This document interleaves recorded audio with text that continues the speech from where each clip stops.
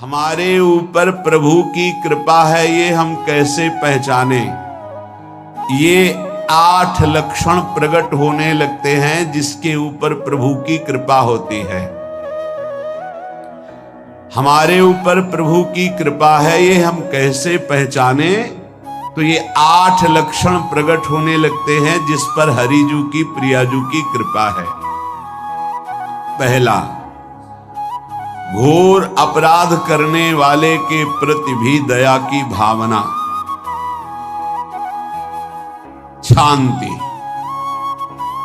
पहला लक्षण है। भाव में भी पहले शांत भाव है।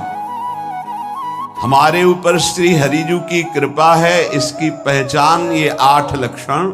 पहला, शांति, अर्थात घोर अपराधी के प्रति भी गुस्सा ना आना, क्षमा करना, ये हरि की कृपा का लक्षण है। देख लो भाई, घोर अपराधी शब्द तो जाने दो, जरा सा प्रतिकूल हो जाए तो लाख समझाओ पर भ्रकुटी तनी रहती है।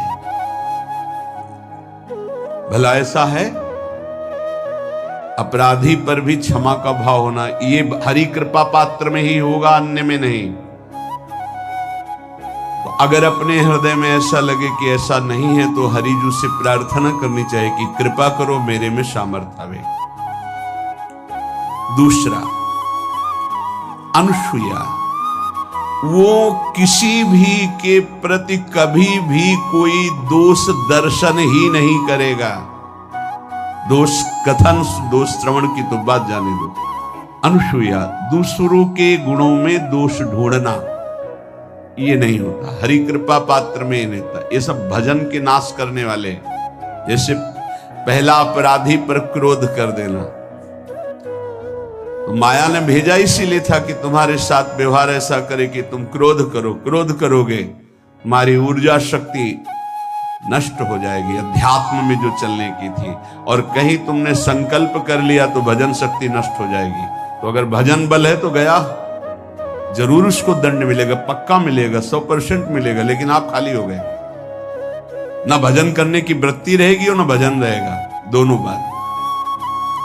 अनुसूया, किसी के सद्गुणों में दोष देखना, गुणों में दोष ढूंढना, ये हरि कृपा पात्र में नहीं होता। ये बहुत मंगलमयी बातें हैं जिससे हमारा भजन मार्ग पुष्ट होता है। तीसरा, वो बाहर से और भीतर से पवित्र रहता है, हरि कृपा पात्र।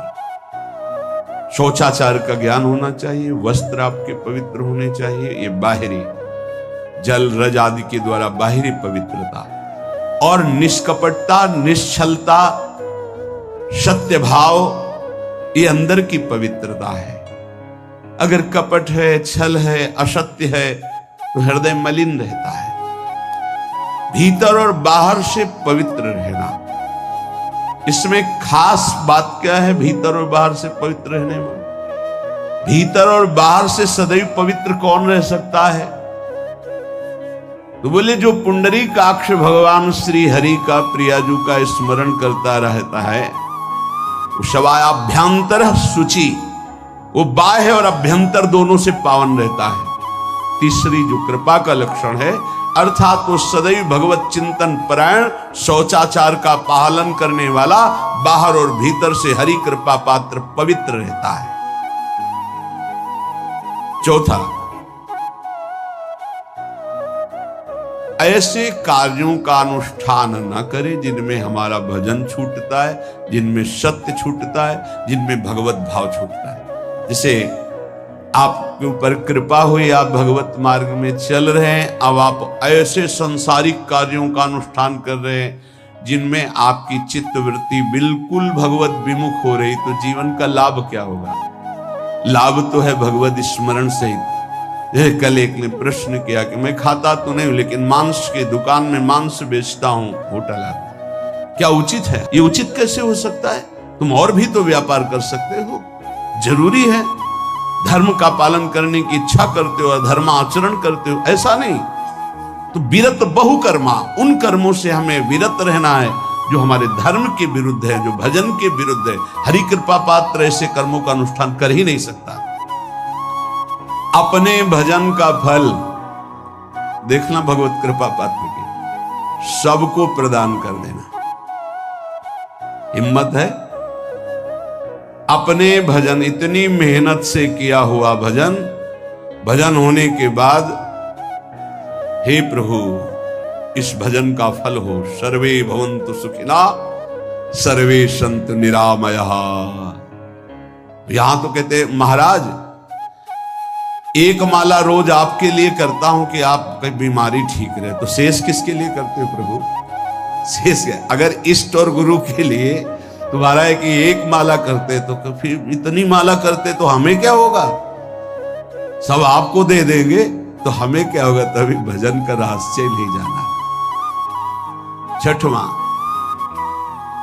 अपने भजन से अपने लिए कुछ भी ना चाहना और दूसरों की तो बात जाने दो, दूसरों से कुछ ना चाहना ये तो ठीक है, अपने भजन से अपने लिए कुछ ना चाहना है हिम्मत। देखो ये हरि कृपा पात्र में हिम्मत होती है। अपना भजन अपने प्रयोग में ना लाना, इसका भी आंतरिक रहस्य है। अपने प्रयोग में आप शरीर को लेकर के बोलेंगे, अगर स्वरूप को लेकर तो प्रयोग की कोई वहां जरूरत ही नहीं, स्वरूप पूर्ण काम है, वहां कोई अभाव नहीं। जब आप कोई भाव अपने लिए करेंगे तो देह भाव होगा, देह भाव से किसी विषय की मांग होगी। विषय पूर्ति भजन का फल नहीं होता, भजन का फल होता विषय निवृत्ति। बहुत जोर की बात है, कैसे समझ? अपने भजन का भी फल अपने लिए नहीं, दूसरों से कुछ चाह रखना तो बात ही जाने दो, भजन से भी कोई अन्य सुख की चाह नहीं। क्या चाहिए? भजन ही बनता रहे, भजन का फल भजन बनता रहे, खूब निरंतर जप करते रहे। सातवां, किसी भी मान सम्मान कीर्ति पद प्रतिष्ठा के मिलने पर हृदय का असंतुष्ट हो जाना, यह हरि कृपा पात्र का लक्षण होता है। प्रणाम नमस्कार जय हो तो हृदय में असंतुष्ट हो जाना चाहिए। कोई किंचन मात्र अभिमान न उदय हो जाए। प्रभु बचाओ, ये माया की चकाचौंध से बचा लो नाथ। कौन सा अपराध बन गया कि आपकी जय की जगह यहां हमको ऐसा सुनना पड़े। मान प्रतिष्ठा कीर्ति जिसके लिए बड़े बड़े लालायित रहते, हरि कृपा पात्र को विष की तरह चुभती है। और आठवां, किसी भी प्राणी समुदाय से संबंध ना रखते हुए सब पर दया की भावना, सब पर कृपा की भावना, सब पर करुणा मैत्री पर किसी से ममता नहीं। ये सूत्र बहुत व्यवहार में प्रयोग करने योग्य है। सबसे करुणा और मैत्री पर किसी से ममता नहीं। करुणा तो करी भरत जी ने, मैत्री भी की मृग से, पर ममता रहित नहीं रहे। ममता कर ली तो अगला जन्म हिरण का हो गया। ममता नहीं रखी। निर्ममो निरहंकारा, करुणा मैत्री तो करनी है, जैसे इसमें आदेश है, गीता में जी आदेश है, अद्वेष्टा सर्वभूतान मैत्र करुणैव च, पर निर्ममो निरहंकारा, ये साधक की चतुरता है। प्राणी मात्र पर दया कृपा करुणा मैत्री, पर ममता नहीं। ममता किसी से, और यहां करुणा मैत्री ये तो गायब हो गई, केवल ममता रह गई है। अपने शरीर से ममता, शरीर संबंधियों से ममता, विषय भोगों से ममता, यही जहर है। संबंध में ये ममता ही जहर है, विचारों में अहंकार जहर है,